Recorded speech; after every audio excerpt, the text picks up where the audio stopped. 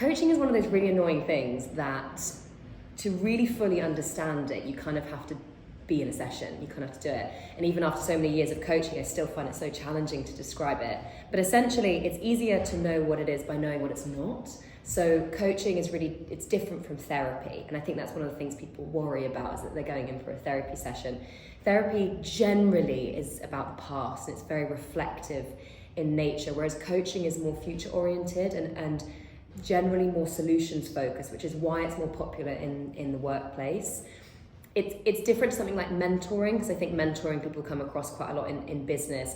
Mentoring is advisory, so it's somebody goes to somebody and says, how do I do this? And then they tell you, okay, follow these 3 steps. Coaching, sometimes frustratingly, is non-advisory. So it's not about, I always say to people, I'd love to be able to tell them what the answer is, but it's more about helping people get to those answers themselves, because we would have totally different life stories. So if I come in and say, okay, this is how you should live your life, or this is how you should be more confident, it doesn't really make any sense. And so I often describe it as having a mirror.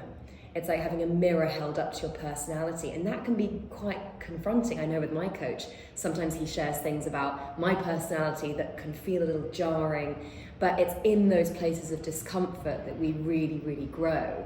And you know, we live in a culture where we tiptoe around each other's feelings. We're so careful about giving people difficult feedback, and with a coach, that's one arena where people are very direct with you. And so I know that when I go for my coaching sessions and when my coachees come to me, they know they're going to get as close to the truth as possible, because I care about them, but I'm not part of their lives. So I think that's one of the most powerful parts about coaching, is that people are going to be incredibly direct with you, even when it's uncomfortable, but that's what creates so much growth.